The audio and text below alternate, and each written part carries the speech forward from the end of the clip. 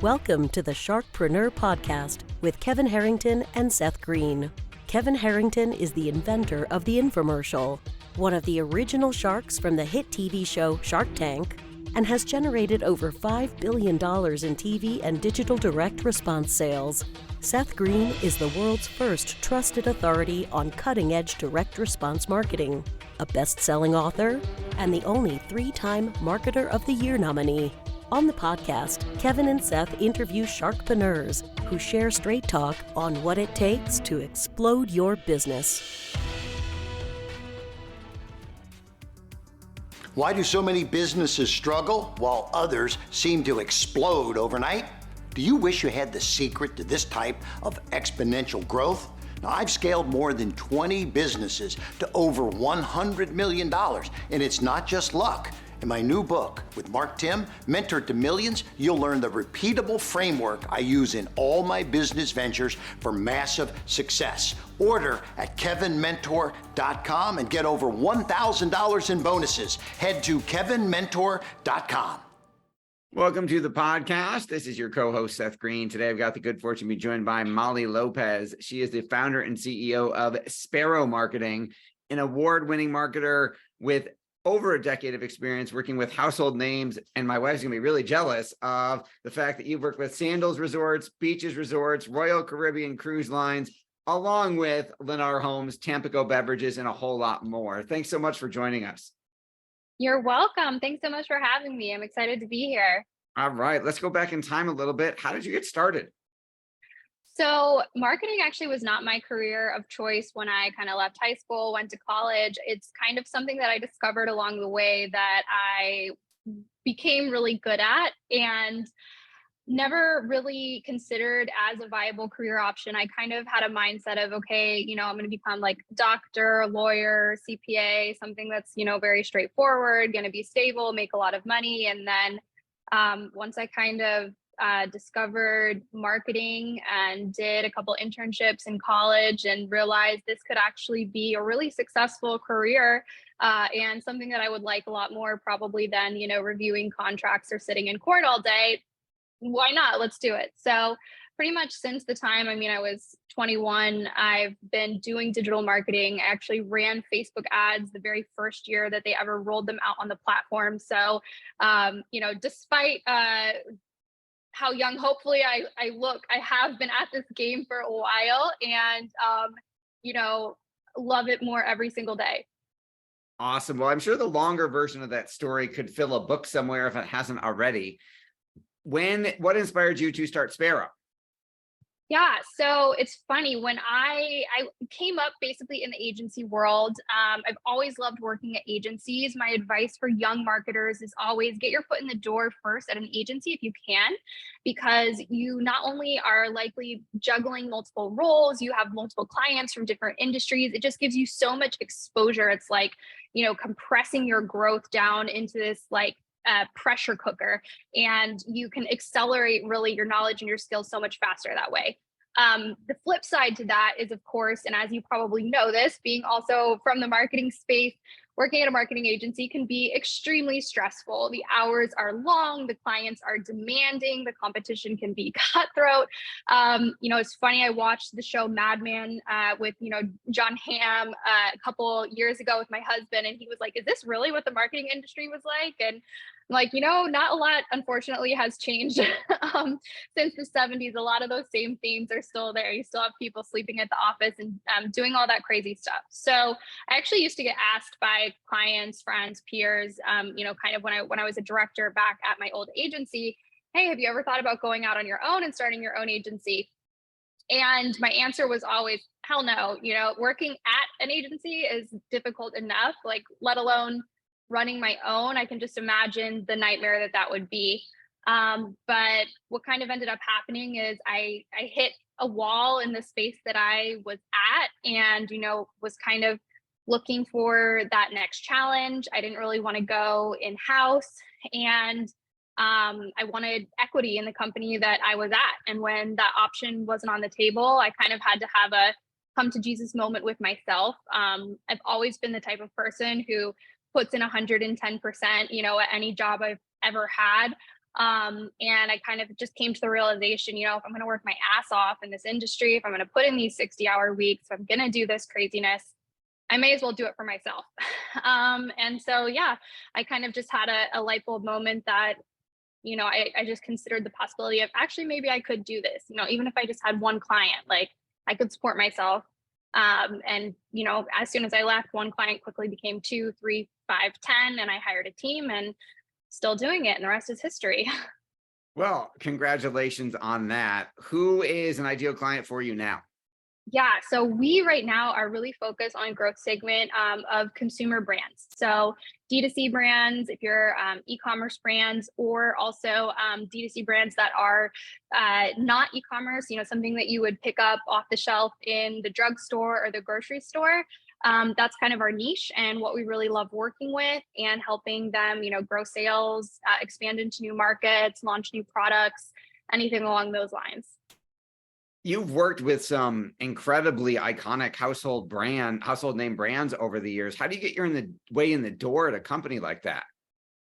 Yeah, so like any industry, I think the most powerful sales tool that you have is your reputation. So 90% of our business, even to this day, comes through referrals. And it's funny, in all my years at prior agencies and jobs, I never thought about it as in, oh, I'm putting in the work, or I'm doing such a good job, or I'm delivering excellence because I'm trying to build some sort of reputation for myself or set myself up to go out on my own. Like, that had never even been a thought.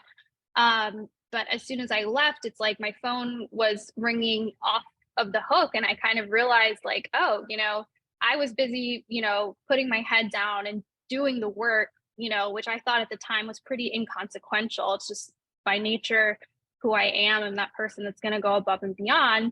But people really take notice of that. And that's less common in the marketplace, I think, than you think. And so just having that reputation, having someone, in a conversation that you're not even a part of, bring up your name when someone asks, hey, I need a good social media agency, or I need a good e-commerce agency, has just been so awesome. And so that's something that's like really important to me and my team, as we continue to work.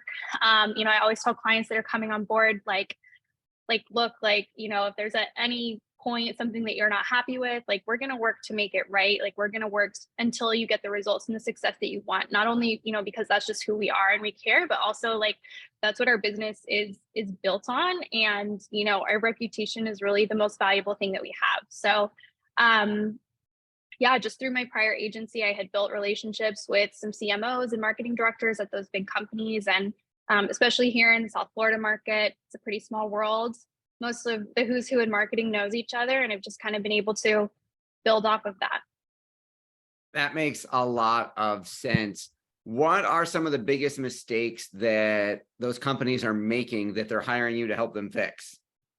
So many. I would say the number one mistake that we are addressing right now is the lack of the implementation of a solid CRM system and strategy. Even, you would be amazed, at the enterprise level, a lot of these companies are either, working off of outdated systems, or they have, several things jerry-rigged together, like a combination of HubSpot and CallRail and Salesforce. And especially given the rise in the prominence and necessity for automation marketing, right? All those little touch points with the consumer. You leave something in your cart at checkout, an hour later, you get a text message about it saying, hey, complete your purchase. Or, something that you looked at but was out of stock in your size goes on sale, and then it comes back. There's so many little micro behaviors, right, that we need to be able to track, and we can track now with the right technology in order to deliver the best message, at the right time to the right person, which is just, foundational marketing. But doing that at scale can get really tricky. So if a client doesn't have the right technology in place and the right, team in place managing that technology as well, that's a huge hurdle, because they want to be, up there with their competition, sending out these text messages, delivering email, at scale, and, on the cutting edge. But if you don't have the systems in place, it's really hard to start doing that, especially if you're dealing with, a customer database of tens of thousands of consumers. So that's something that we're helping clients solve and work through right now. And I would say something really important that, companies should consider, and we work with small companies as well, startups, and that is one of the first things that we tell them, and is invest in the right CRM from the get-go, and it's going to save you so many headaches down the road. 100% accurate in that department for sure. What is it? So if you're working with, let's separate them out via startup versus well-established, very successful. So you're telling me that a company, let's say like Beaches Resort, has holes in their marketing stack and their marketing funnel, but they're big enough. Why not, forgive me for playing devil's advocate for a moment, why wouldn't they have their in-house department can't fix that? Is that the case? And if so, how come they can't fix that and they need somebody outside? Because that gives hope to a whole lot of marketers, right? Yeah. So one thing is that a lot of these companies do have like an internal IT department that usually would work in collaboration with a marketing department in order to manage their CRM. A lot of these legacy companies are either on Salesforce, or a lot of them even have like their own custom CRMs. The thing is that the technology that's out in the marketplace for automation has accelerated at a rate that is way beyond what any, 2, 3, even 20-person IT team can keep up with. When you have an out-of-the-box solution like Klaviyo, for example, which is kind of what we recommend to most of our e-commerce clients, depending on their scale, there's features that are built into that tool, that's being worked on every single day by a world-class team of engineers that, even a large corporation like Sandals and Beaches is not going to be able to develop or compete with their internal IT resources. So then it kind of becomes a matter of like, okay, well, do we switch systems altogether into the latest and greatest, or, do we continue to try to evolve the custom technology that we have? So it's a great time to be in IT, and it's a great time to be in marketing technology, because that is, I think, over the next couple of years, a question that a lot of companies are trying to solve. You've got probably shoeboxes filled with testimonials and case studies. Can you share an example of a company that hired you, what the issue they had was that they wanted you to solve, and then kind of that magical transformation you were able to engineer for them? Yeah, absolutely. So we recently started working with back in, I guess, just Q4 of last year, an e-commerce company that specializes in selling K-beauty products, so Korean beauty products. And they were running Facebook ads with kind of one of these agencies that's like a set it and forget it agency. Like they just take posts from your social media feed and they turn them into ads. There wasn't any real kind of strategy there. And they also knew that they needed to be in Google Shopping. And a specific challenge that this client had that is makes e-commerce success and digital ads for e-commerce even more difficult is they were a reseller. So the margins on their products were very thin. So think of them kind of like a Sephora, but in the K-beauty space. So they're not selling, their own brands of products that they might have a 60 or 70, % margin on. They're reselling products that they have a 20 or 30% margin on. So that just means that as a PPC marketer, everything has to micro shrink down in order to get that ad spend even profitable, right? Like you have so much less wiggle room with which to acquire new customers. So we kind of put together a strategy for them based on their product catalog. We identified holes in the marketplace, basically where were either the companies that they carried not running ads, or where were their competitors not running ads, or if they were, where did our client have a better deal on price or on shipping? Like where could we be competitive? And so we strategically leveraged those specific products that had an advantage somewhere within a hole in the marketplace and used those as kind of our like hook products for our e-commerce ads campaign. And then we would, acquire new customers with those products. And then, it will increase the longevity of their customer and bring in more sales over time. So I think that we went from them having maybe like a 1 to 1.5x ROAS to now we're on across Google, Facebook, and TikTok, which are the 3 primary ad platforms we're using for this client. We're seeing ROAS on their ad spend of up to 5x and 6x, which for a reseller company is really incredible and really awesome. And TikTok, I could talk all day about TikTok too. There's so much opportunity for companies on TikTok right now, especially with TikTok ads. Absolutely. And that is a phenomenal example for you've achieved so much success for your own agency and more importantly for your clients. What's your biggest challenge now? Oh my gosh, so many. I know that you understand this, and probably a lot of the people listening to this, and even gearing up for this podcast, I was looking at my to-do list and just feeling like, oh my God, how am I going to, get through this week? One of my biggest challenges right now as a founder is replicating myself into my team members and really, not necessarily making clones of me. I feel I've done a good job of hiring a team that has diverse strengths, some of which I don't have, some of which I do have. But a lot of, our strategy, our success has been built around kind of the way that I do things and the things that I've learned and the legacy knowledge that I bring obviously to the agency. And as we've grown, obviously I can't be in the weeds with every single client anymore.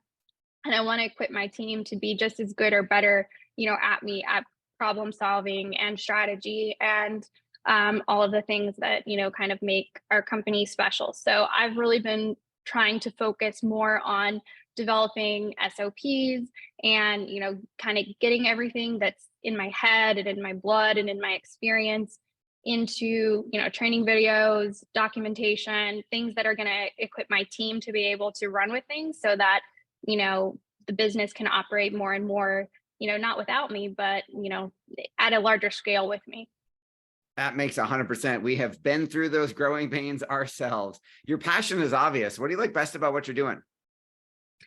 I really think that at the end of the day, it's, solving problems for people. It's really great to, I never go into a sales call feeling like I have to sell someone. It's always like, this person clearly reached out because they're having trouble with marketing. And I know that our team has the tools to help them, and that with the right strategy and direction, budget, assets, like, unless the business model is just, kapooey, we're going to be able to help them. We're going to be able to help that person get the success that they're looking for using, all the amazing digital marketing tools that are available and out there. And I think that at the end of the day gets me really excited. I care about my clients' businesses. I want to see them win. I want to see them grow. It's like the best case scenario when a client calls and is like, hey, can you turn off the ads? Like we have too many leads. Like we're getting too much, this is our site just crashed. Like we can't handle it. Like that's the best, most happiest, day that I can have as a marketer is just seeing, everything that we're putting in place pay off in results that really impact, that person's business and their employees and their life. So that's, I think, the most motivational thing to me. I love it. We know your time's incredibly valuable. We appreciate you spending some of it with us. For our folks who are watching or listening, where is the best place for them to go to learn more about you? Yeah, thank you so much, Seth. This was great. You can follow me on Instagram. That's where I'm the most active. And my handle is Molly Catherine with a K Lopez. All right. This has been Seth Greene with Molly Lopez from Sparo Marketing. Molly, thanks again for joining us. Thank you so much for having me. I hope you have a great day. Thanks everybody for watching or listening. We will talk to you or see you next time. Do you need money to fund your idea, product, or service? Are you ready to take your business to the next level, but need capital to get it done?